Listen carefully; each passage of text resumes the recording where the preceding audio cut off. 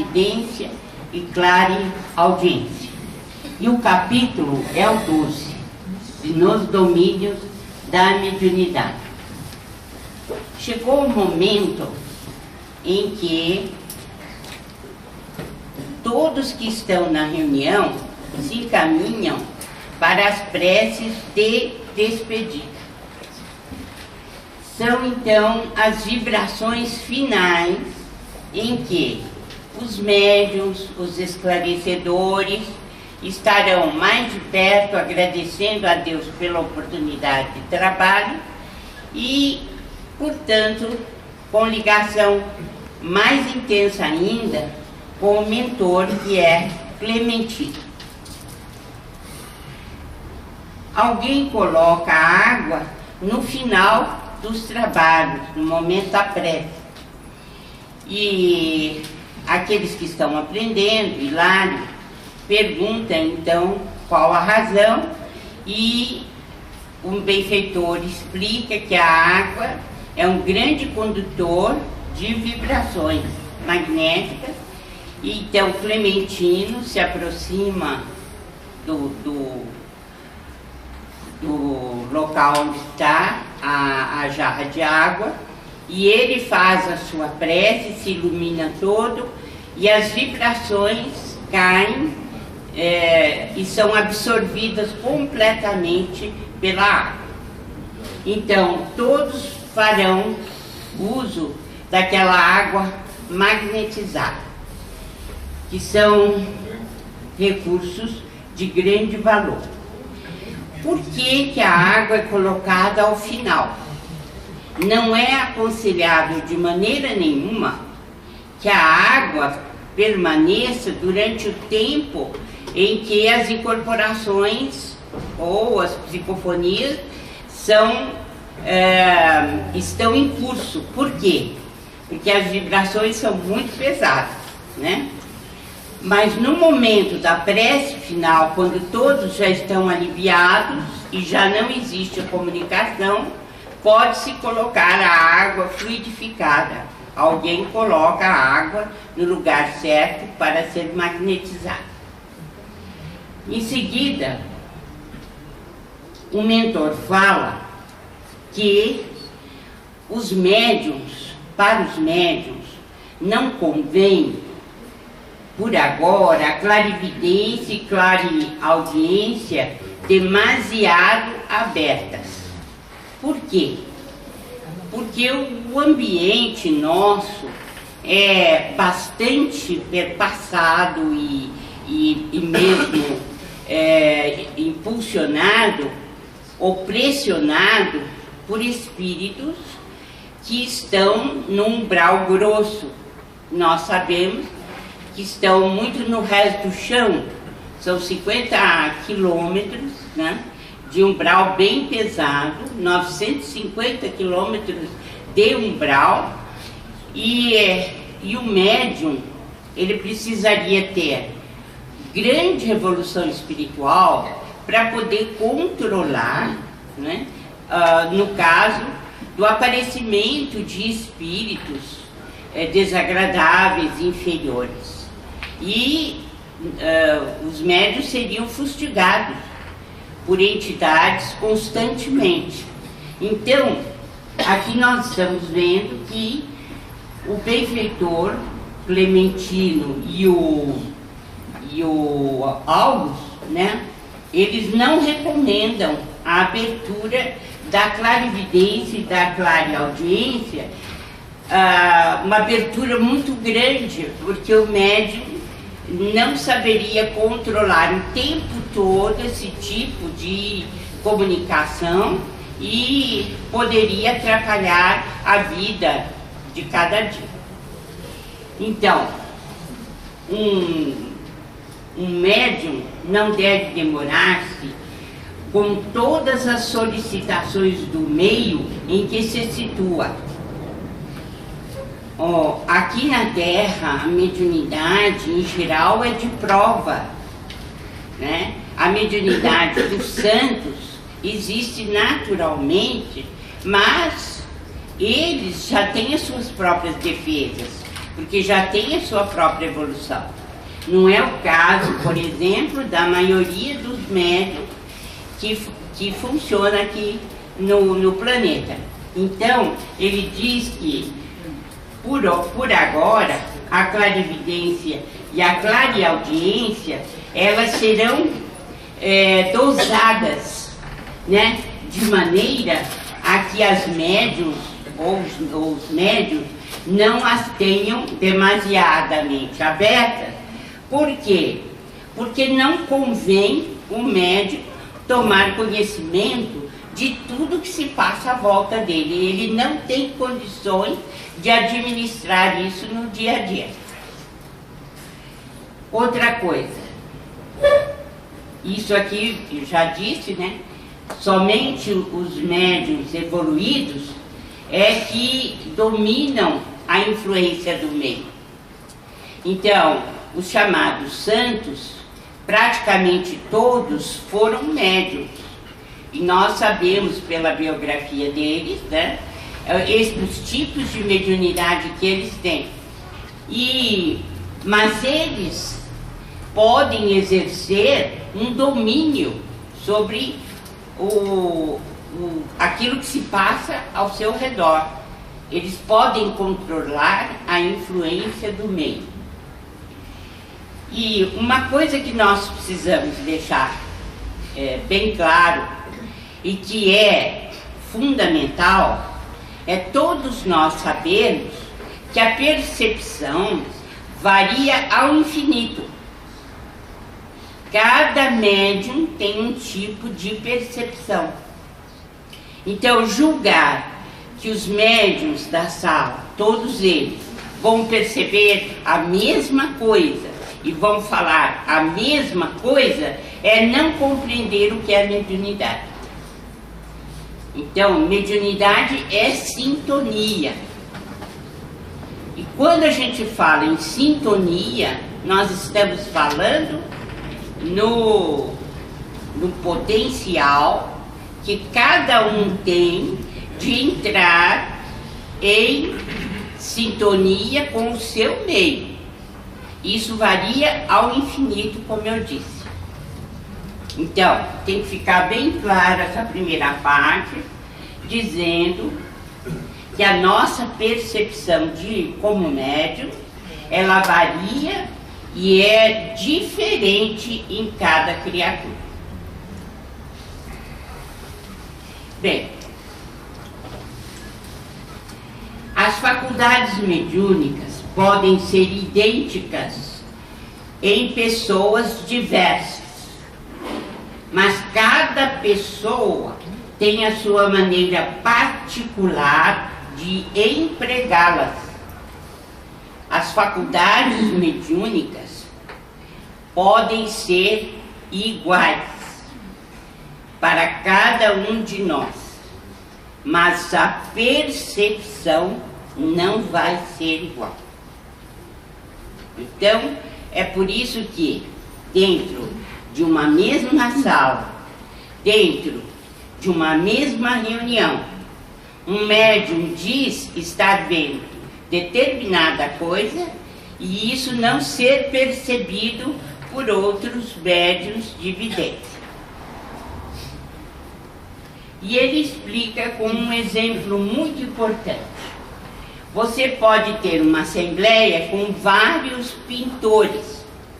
Cada um tem a sua palheta, tem as suas cores e está então preparado para pintar. O modelo é único. Você pode pôr ou uma paisagem ou um modelo humano, mas cada pintor vai realizar um tipo de pintura. Vai ser diferente. Então, em mediunidade não existe unanimidade. A mediunidade, ela é bastante diversificada. Por quê? Porque o ser humano é assim. Ele é muito diversificado. Assim como não existe uma morte igual a outra, não existe uma EQM igual a outra. Todos os fenômenos mediúnicos poderiam ser considerados iguais em determinadas faixas, mas a percepção é diferente. Então, a mediunidade é sintonia e filtragem. Cada espírito vive entre as forças com as quais se combina. Então, uma das razões pela qual o médium tem percepção diferente é exatamente porque ele tem sintonias diferentes, condomínios diferentes. E ele, então, obviamente, terá uma filtragem diferente. Então, essa história no meio espírita de considerarem as psicografias sagradas é um grande erro. É um enorme erro. Por quê? Tudo precisa passar pelo crivo da razão. Nós precisamos ouvir ou enxergar o plano espiritual através do médium com bastante parcimônia, com juízo crítico. Por quê? Exatamente por isso, porque cada um de nós tem um sistema de sintonia, de filtragem. Se a mensagem vem, nós precisamos, acima de tudo, ter discernimento para analisar. Se é possível, se não é possível. A gente às vezes vê e ouve verdadeiras barbaridades como se fossem sagradas manifestações espirituais, mas não são. Porque o mundo espiritual está repleto, né? Se nós quisermos ter uma ideia, nós temos 7 bilhões e tantos milhões de encarnados. Mas, em compensação, nós temos 20 bilhões de desencarnados. Se André Luiz diz que 2/3 da humanidade não tem evolução, é preciso que a gente observe qual tipo de comunicação nós estamos recebendo. É preciso bom senso. É preciso, principalmente, usarmos o discernimento. Então, cada espírito vive entre as forças com as quais se combina. A transmissão se dá segundo as concepções que lhe caracterizam o modo de ser. Então, um modelo, ou mesmo um exemplo, que a gente poderia dar é para a tribo mais primitiva. Um mentor que apareça para o pajé ou para alguém que tem fenômeno mediúnico, ele não vai ficar falando de física, de reação química, de filosofia. Por quê? Porque ele em absoluto não será entendido. Mas a comunicação dele deverá ser no plano prático, né? Ensinando a tribo a semear, a colher, dando instruções bem simples, para que todos aproveitem. E isto se repete também no outro extremo, quer dizer, na universidade, na academia, se um espírito tribal vier, Então, ele não vai falar sobre filosofia, nem sobre ciência. Obviamente, ele não tem gabarito para isso. No entanto, se questionado sobre fitoterapia, é possível que ele dê a sua contribuição, né? Ou falar das plantas, no melhor época de plantio, as sementes e etc. Então, é preciso que a gente use o discernimento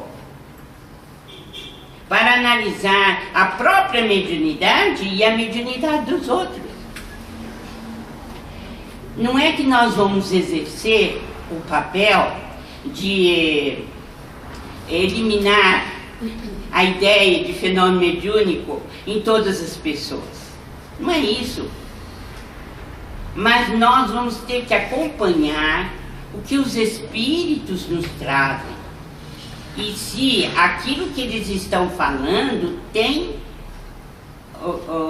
vamos dizer, uma lógica, ou eles não estão contrários, por exemplo, aos princípios de Kardec. Por quê? Porque muitos espíritos podem vir e trazer concepções muito animalescas, ou concepções que ferem o conhecimento que a gente tem da própria mediunidade, por exemplo, intuindo o pessoal para cobrar, né? O que é contrário a tudo aquilo que estamos vendo na obra de Allan Kardec, que nos pede dar gratuitamente o que gratuitamente recebemos. Então, já é um ponto a ser considerado, e outros mais.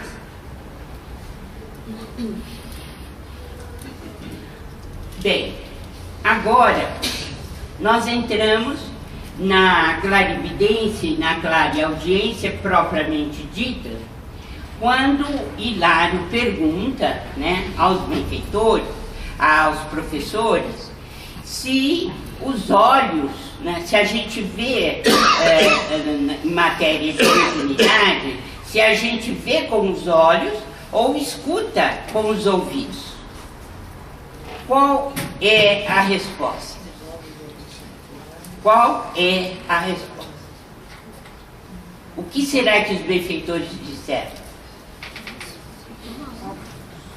Quem perguntou não foi André Luiz, que ele já tinha cancha, né? Já sabia. Mas quem perguntou foi Hilário. Estava começando nas tarefas de mediunidade. Os benfeitores responderam que os olhos são como se fossem os óculos. Eles só ampliam. E que os ouvidos são apenas ampliadores dos sons. Porque é a mente que vê, não é o órgão do sentido. E tanto é verdade que o vidente vê o que se passa nas costas. O que você estando voltado como eu estou, por exemplo, para vocês, eu não tenho condições de ver o que se passa nas minhas costas. No entanto, o vidente é capaz de dizer como está vestido o espírito, quais são a cor dos seus olhos e se ele está se movimentando ou não.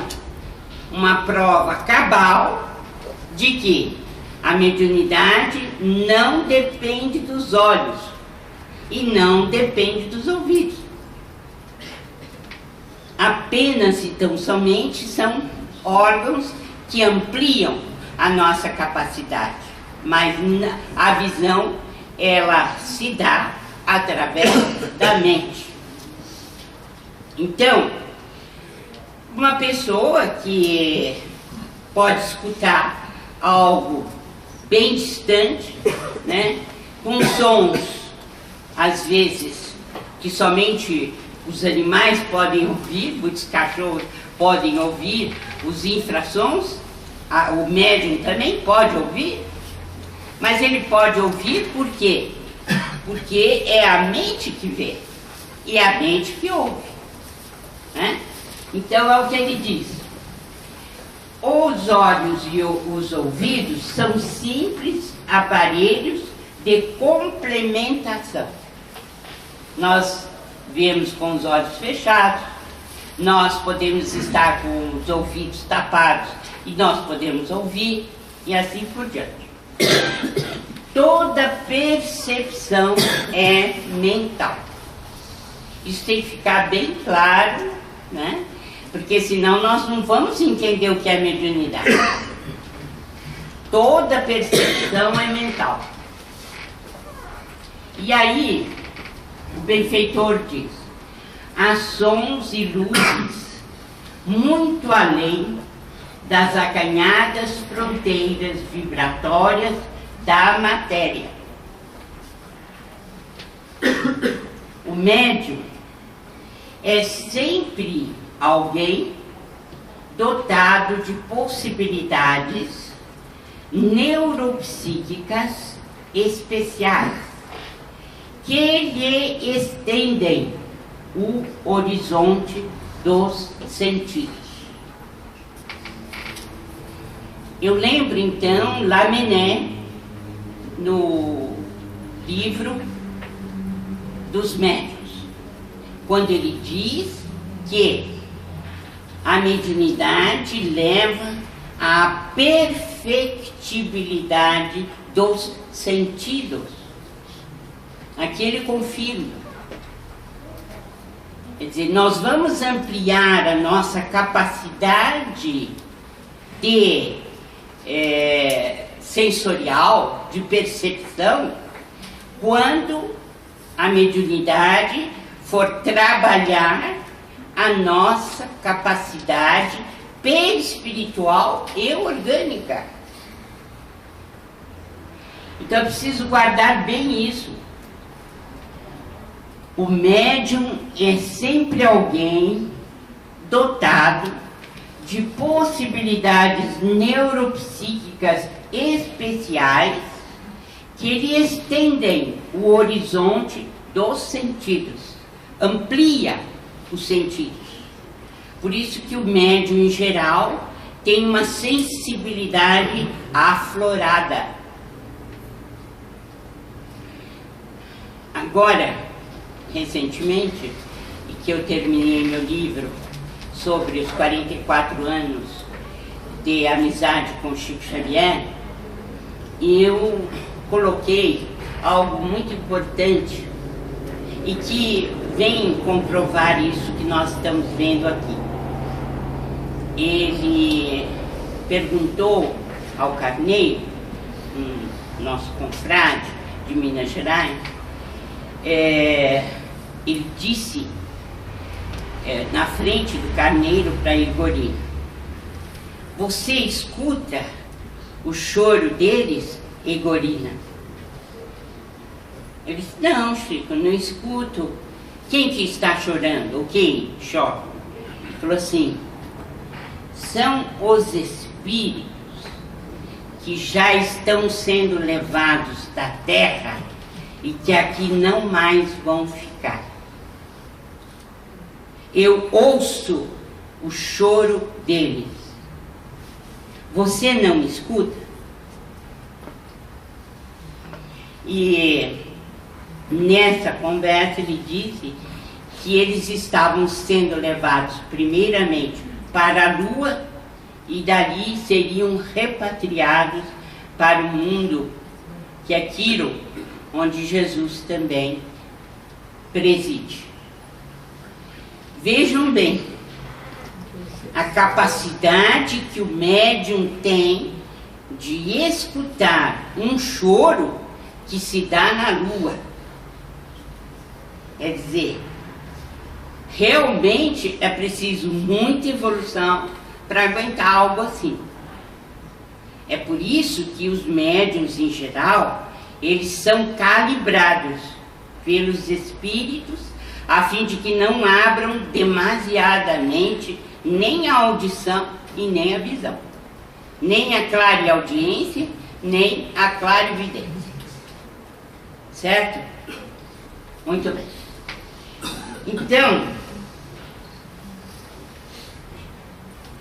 chegou o momento em que eles estão nessa parte final, estão orando e entrando em conexão com Clementino de uma forma muito mais intensa. Celina pensa ouvir o supervisor através dos condutos auditivos e supõe vê-lo como se o aparelho fotográfico dos olhos estivesse funcionando em conexão com o centro da memória. No entanto, isso resulta do hábito. A pessoa vê e ouve com o cérebro. Eu insisto que a gente tem que deslocar o conhecimento de forma bastante propícia para receber esses ensinamentos. Quer dizer, nós ouvimos e vemos através do cérebro quando somos médiums de evidência e declare ao vivo. E aqui ele explica, ó, vejam bem, apesar de o cérebro usar as células do córtex para selecionar os sons e imprimir as imagens, quem vê e ouve na realidade é a mente. Todos os sentidos da esfera fisiológica pertencem à alma que os fixa no corpo carnal. É por isso que, nessa mesma lição, o benfeitor Clementino diz o seguinte, que os cegos e os surdos, se devidamente condicionados e orientados, e se desenvolvem a mediunidade, eles têm também condições de ver e ouvir. Aliás, a doutora Elizabeth Kübler-Ross, ela que assistiu 30 mil pessoas ao redor do mundo no momento da desencarnação, nos estados finais da existência, ela conta que havia o testemunho de cegos e paralíticos que, desdobrados, eram capazes de dançar e de ver. Por quê? Exatamente porque é o cérebro que vê. E se eles vêm se os espíritos vêm com um impedimento fisiológico, mas se o espírito tem relativa possibilidade de se deslocar no tempo e no espaço, tem também condições de ver e ouvir, mesmo não tendo utilizado o cérebro desde a infância ou desde o nascimento. Por quê? Porque é o espírito que vê, é a mente que vê, e é ela que comanda o corpo. Agora, quando não há possibilidade de comando do corpo, porque o fisiológico foi comprometido, é claro que o cérebro não vai responder na medida da necessidade. Não, nós não vamos ter aquela faculdade. No entanto, se formos treinados para isso, nós teremos condições de receber, sim, a mensagem.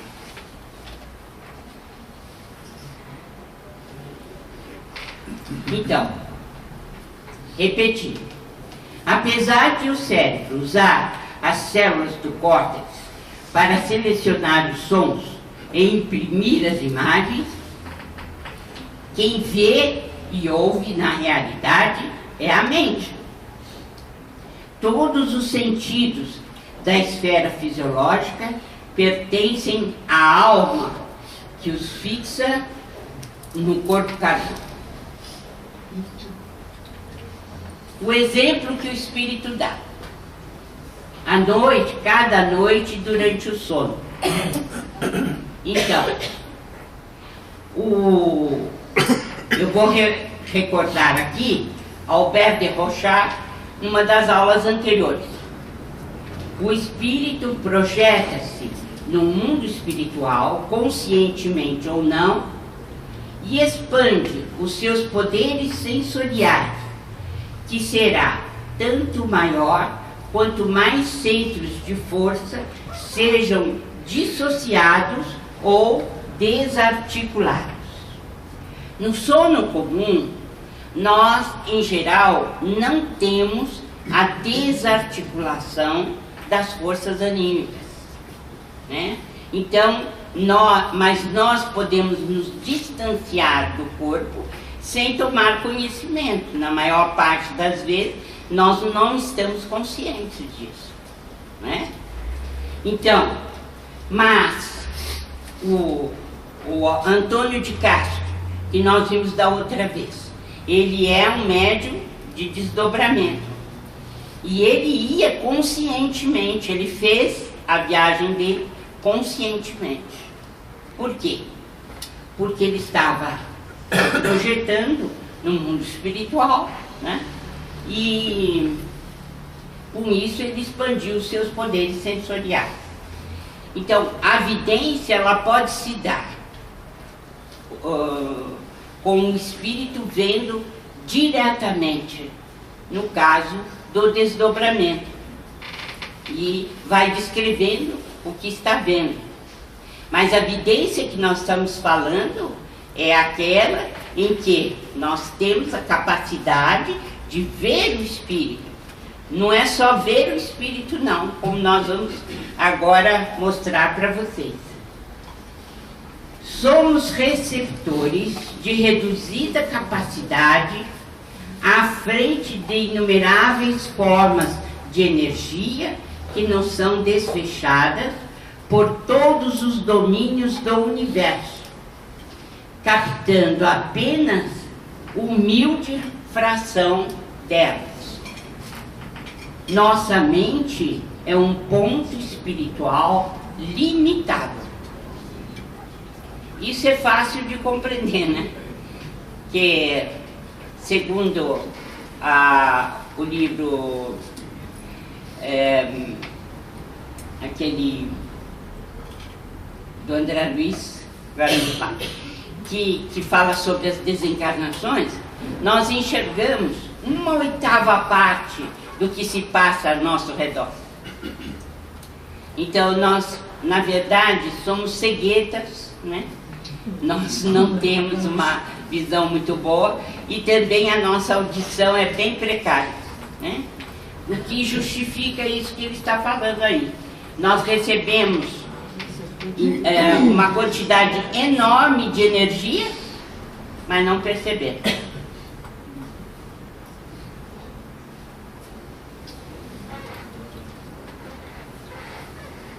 Os 3 médiuns sob o comando magnético de Clementino tinham atitudes diferentes, que nós vamos ver. O Castro, como ele queria encontrar a mãe dele desencarnada, ele se desligou do domínio magnético de Clementino e não tinha a mínima percepção do que se passava ali na reunião. Por outro lado, né, a dona Celina e a dona Eugênia, elas estavam firmes sob o efeito do magnetizador, do Clementino. Então eles consideraram que o Castro era uma antena que se insensibilizou. Quer dizer, ele não tinha sintonia com o mentor. Então ele não percebeu nada. Ele tinha capacidade para ter? Tinha. Mas ele estava ligado ao fato de ver sua mãe, de encontrá-la, então ele se desligou do objetivo da reunião. A dona Celina recebeu a visita do esposo e ele queria conversar com ela. Ela disse: não, agora não, depois. Por quê? Era mais disciplinada, né? Ela sabia que ela tinha que ficar sob o influxo do Clementino e dar o recado que fosse transmitido por ele. Então, Dona Celina vira surgir no recinto um ribeiro cristalino em cuja corrente muitos enfermos se banhavam. E Dona Eugênia seguiu-a, explicando que chegara a contemplar o edifício repleto de crianças entoando hinos de louvor a Deus. Aqui eu faço então uma exposição de que a vidência ela pode ser direta e a vidência pode ser de imagens que são sugeridas pelos mentores. Nesse caso aqui são imagens. Nós vamos ver. Elas estão na faixa magnética de Clementino, viram-lhe os pensamentos relacionados com a obra de amparo aos doentes e com a formação de uma escola que a instituição pretende em breve mobilizar no socorro ao próximo. Vejam que interessante. Clementino, elas estão na faixa de Clementino. Elas o veem, mas ele está externo a elas. Por outro lado, elas são capazes de decodificar as ideias dele. Quais são essas ideias? As ideias que ele coloca no pensamento, né? E elas são descritas assim: ideias elaboradas com atenção geram formas, tocadas de movimento, som e cor, perfeitamente perceptíveis por todos aqueles que se encontrem sintonizados na onda em que se expressa. Então há dois tipos de vidência. A vidência que você vê diretamente, externamente a você, os mentores, a paisagem que está ao seu redor. E há a vidência das ideias que são projetadas, por exemplo, pelo benfeitor espiritual. No caso, Clementino. Como a instituição queria construir uma instituição para doentes e outra para crianças, a dona Celina pegou a parte dos doentes e a dona Eugênia detectou a mensagem do mentor para a parte das crianças. E o Antônio de Castro não detectou nada, porque ele se dessintonizou. Ele saiu fora. Então, os fenômenos que partem da observação ativa dos médios, por exemplo, existência de pessoas, paisagem e coisas exteriores a ele. Esse é um tipo de visão. Visão e audição. Os que decorrem da sugestão pelo pensamento criador dos amigos desencarnados e encarnados. Se os encarnados tiverem força mental, eles também podem determinar o aparecimento dessas ideias. A mente de cada médium faz a tradução segundo suas possibilidades. Então é aquilo que eu falei. Não existe um médium igual ao outro. E a sintonia é diferente. E vocês viram o exemplo aqui. A dona Celina pegou uma parte do que Clementino queria dizer. A dona Eugênia pegou a outra parte. Sem prejuízo nenhum. Cada uma pegou uma mensagem. Então, houve uma interferência do Hilário muito inteligente, quando ele disse: ah, agora eu sei a técnica dos obsessores, porque eles podem causar impressões alucinatórias. Então, às vezes, aquilo que é considerado alucinação endógena, que vem do próprio indivíduo, não é. Pode ser estar sendo plantada no cérebro da pessoa. Por quê? Porque muitas vezes são espíritos de grande potencialidade mental, criam imagens poderosas, mas imagens alucinatórias, com as quais eles interferem na mente dos obsediados, e muitos surtos de mediunidade acontecem assim, e muitos outros surtos da parte psiquiátrica são aumentados dessa forma. Tudo isso precisa ser analisado.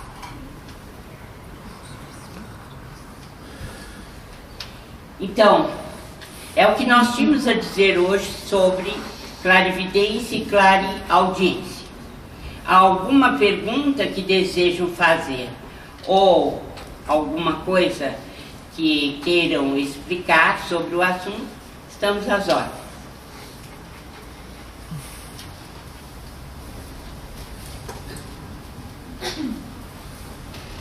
Foi entendido? Entenderam todos os pontos? Doutora. Boa noite. Boa noite. Esclarece um pouco mais a respeito dessa visão que as duas mulheres tiveram a respeito. Uma era mental e a outra era visual. Não, os dois são mentais e são visuais. Cerebral. São mentais e visuais. Mas são produções mentais do Clementino. Ele projetou a instituição dos doentes e a dona Celina viu os doentes serem tratados na instituição. Mas é tudo da cabeça do Clementino. Ela não está vendo isso. Ela está vendo as imagens que ele projeta, né? E a dona Eugênia vê então a instituição de crianças. Ele também está projetando a imagem da instituição infantil, que eles devem ter para, como sendo responsabilidade da instituição à qual eles pertencem. Ficou claro? Então, nós também teremos alguma maneira de fazer a revisão do curso. Então, aqueles que têm uma dificuldade para colocar perguntas no dia, podem fazer as perguntas por escrito. Porque quando a gente for fazer a revisão das matérias já explicadas, nós teremos a oportunidade de tirar essas dúvidas com vocês. Então, eu vou pedir ao Maida que tenha paciência e ao Flavinho para vocês recolherem essas perguntas, colocarem numa caixa. Não digo que nós vamos fazer a revisão agora, porque nós ainda temos matéria para dar e que são fundamentais, mas haverá um momento em que nós vamos fazer a revisão e vamos poder responder. Mas o importante é que vocês leiam o livro quando chegarem em casa, para a coisa ficar mais simples e mais fácil na cabeça de vocês. Muito obrigada e até a próxima.